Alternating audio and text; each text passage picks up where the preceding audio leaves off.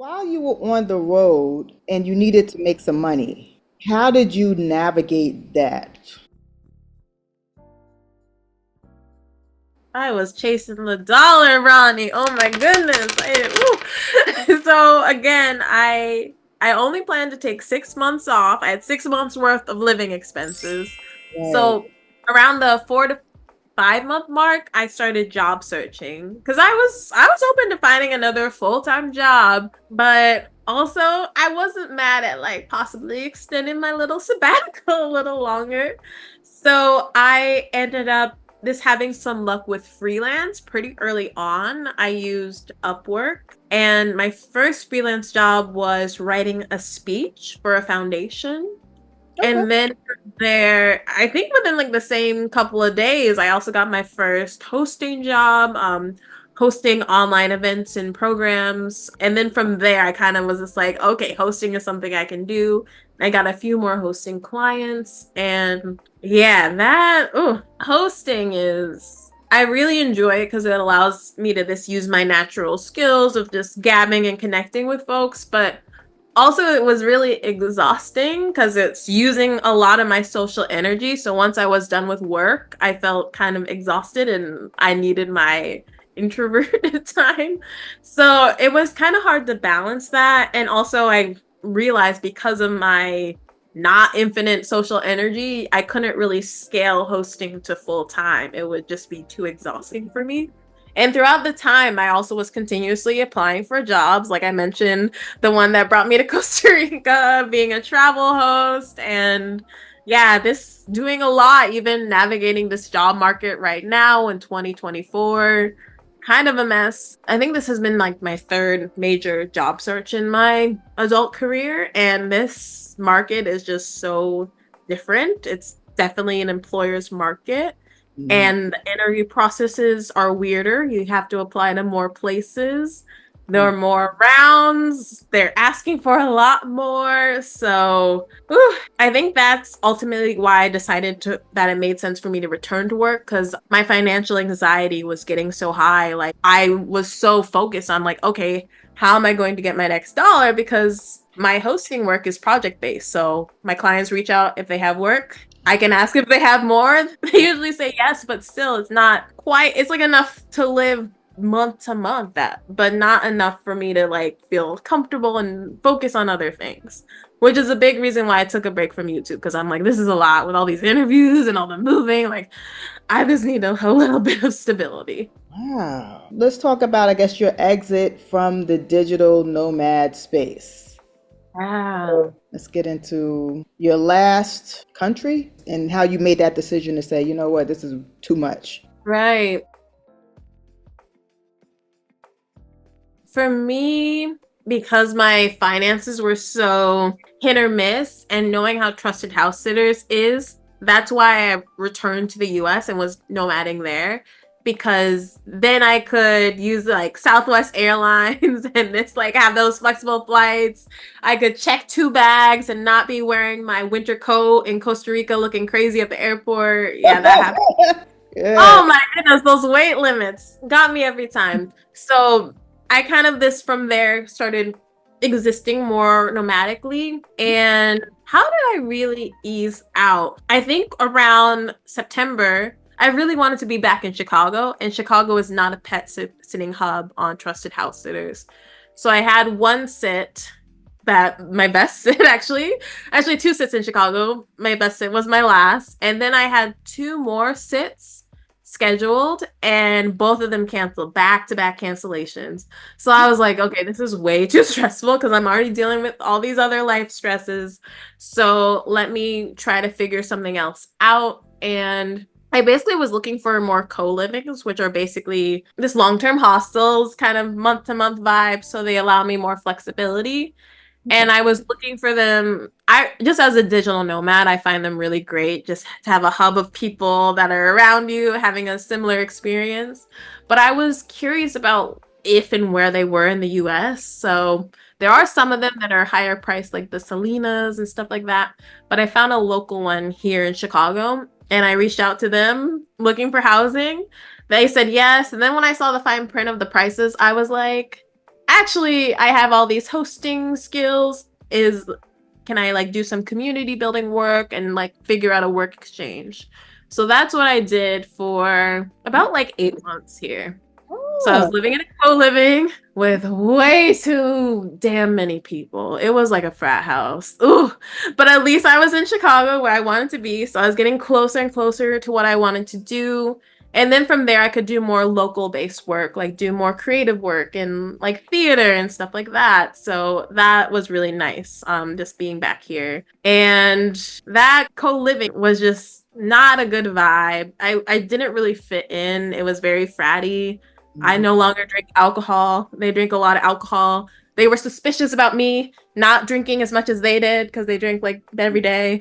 So yeah, Yeah. it kind of reminded me of like high school vibes, just like bullying and weird energies. So I ended up moving. I just moved to this place only a couple months ago from the co-living.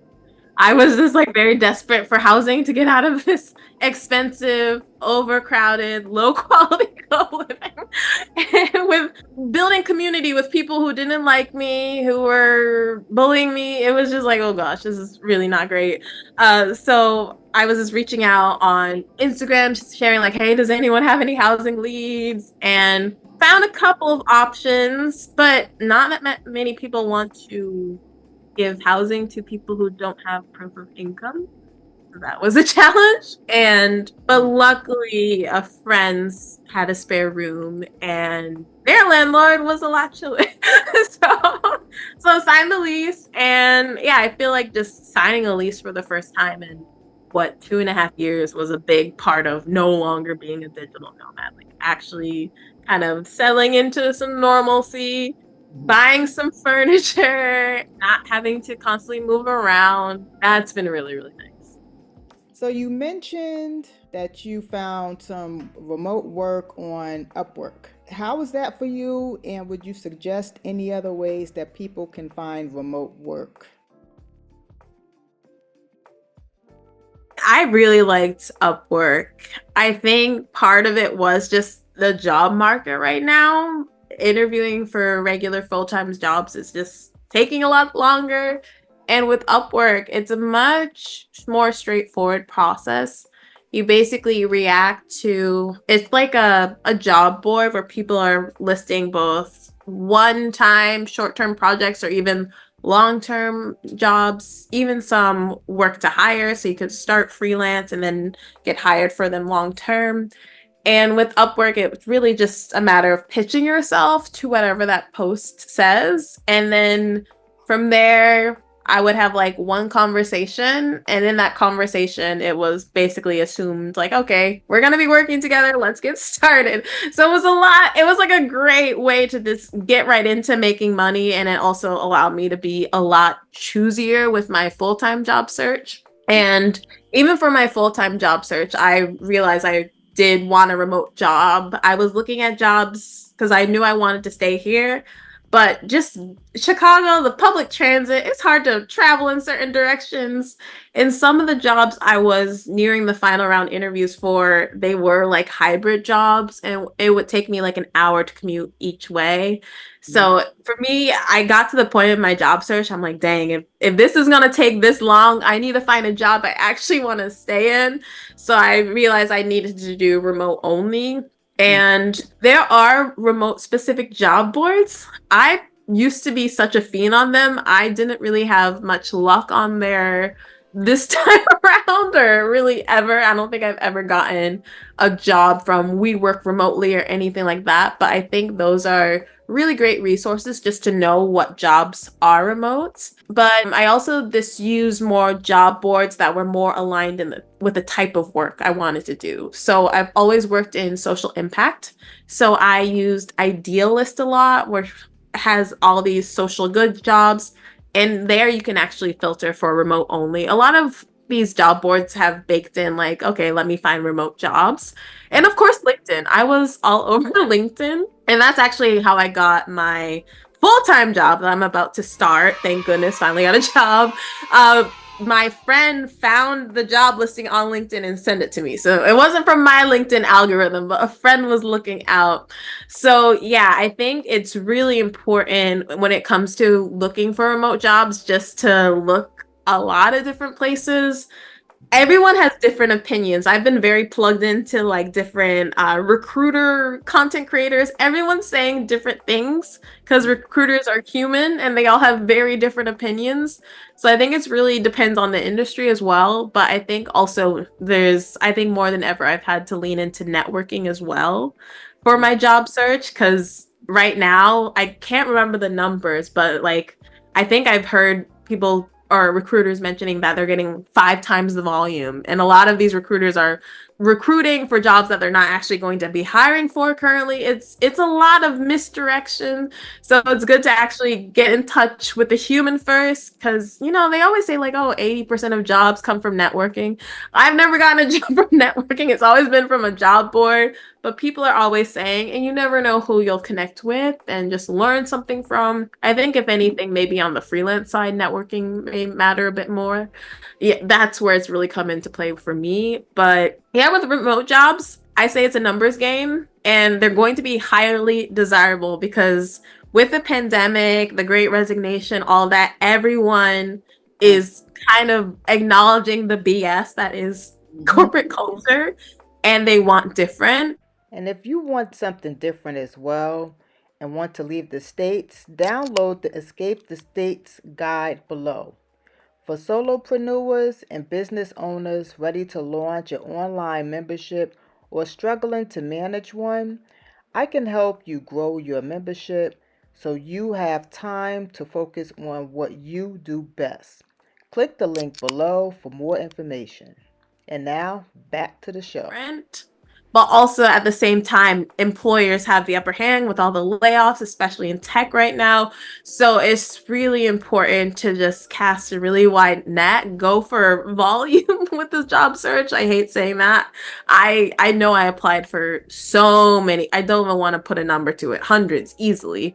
Hundreds and hundreds of jobs over the last couple of years and yeah, I think it was a matter of just keep going, staying true to what I actually wanted. Because if you're going through like 5 rounds of interviews, Mm. you better like this job because the interview is just a taste of what you're gonna get later. So yeah, this really holding true was, I think, the hardest part of this job search for me because it's so easy to give into the scarcity, especially when you're like paycheck to not even paycheck to paycheck because you don't even have a guaranteed paycheck. You are chasing dollars every day. So yeah, stay true to what you want. Talk to people in it. There are all these resume tricks too. A lot of these resumes are being looked at by computers, so you have to like every resume for every job was completely different. I would tailor it specifically to the job. But I also have a non-traditional background and don't really fit in a box, so I kind of really needed to do that because there wouldn't be a human interpreting my resume. Uh yeah, this keep applying is the biggest thing. It's a numbers game, unfortunately, especially now. But yeah, if anything, I would encourage people to kind of put their hands in both baskets. I think it's good to have a full-time job and to be doing some sort of side hustle. Like I've always been consulting since like 2014, so over 10 years now. So I think that's been a nice balance. I think it's hard to have your eggs in both baskets because you can get laid off or fired at any time too. Yeah. Then your financials are impacted by that. So you can't really rely on employers. But at the same time, with the bust and boom of self-employment, people not paying you on time, that was a constant issue for me. So like even a couple weeks ago, I was like, you haven't paid me. Oh, you sent me the wrong amount of money. You still owe me another like ooh. So it's good to have a balance of both and this having your money diversify, invest, all those things. Just never have your eggs in one basket, especially when it comes to like what the things that give you a sense of security and balance in your life. How can people reach out to you? Do you have any projects that you want to talk about? Anything that you have where people can buy or any services? Please let us know. Honestly, not currently. I'm really being intentional about taking a break, but I would love for you to follow me on YouTube at Amazing One, I believe. Could you put that in like the It'll be in the description description. or something? Yes. Oh, yeah, in the description. And also on Instagram, it's amazing. It's like the word amazing with two eyes, because my name is Ozzy, so amazing is in there, so it's real cute. So yeah, you can also follow me on Instagram. That's where I've been curating my content. I'm in the process of like really redefining what direction I want to go with my channel since I'm no longer a nomad. And I think mental health has been really paramount for me, exploring work culture, just the things that give us balance, rest. I also work in anti-racism, diversity and inclusion, so I think that will be a lot more infused in my content too. But yeah, I'm in the early stages, so just give it a little sprinkle. I really want to prioritize my own rest and balance because it's been a very exhausting last couple of years. And I really want to treat YouTube as like a hobby, something I'm excited to do, not like a thing. Like I feel like it's so easy. I was thinking about like, okay, I can burn out on the full-time work side of things, but I can also burn out creatively if I have a productivity mindset around it. And I also don't want to put pressure on my creative side. I kind of just want it to be what it is. And now that I have a full-time job, I do have that opportunity. So I'm gonna rest for a bit and kind of explore what comes from that. But I really just wanna bring people together and talk about things that haven't really been said, which I've kind of done with my digital nomad content. I definitely recommend anyone just to look at my digital nomad content. As Ronnie mentioned, I've Yeah. covered a lot of different strategies, talk about money, all the strategies I've used, the mental health component. Mm. But yeah, I definitely see myself talking about mental health, race, justice, all that good stuff. White supremacy. I'm just calling it all out. Yeah, calling it what it is. Mhm. All right, Ozzy. This has been wonderful. Okay, so yay, Ozzy. Yes, definitely go check out her channel. Go to her Instagram. She's very, as you see, she's very authentic. She's been through a lot with that digital nomad experience. So go check that out. Pet sitting, all of that. She doesn't have filters. She's gonna let you know what it is, and that's why we love her. Yay! Oh, oh, you're so sweet. Thank you so much for having me. It's such an honor to be a guest on your channel. Yeah, no problem. Okay, so that's it. We learned a whole lot. This has been wonderful. And now we're just going to sign off. So if you like what you see and you're feeling the vibe, then subscribe and join the tribe. All right, until next time. Bye bye. Bye.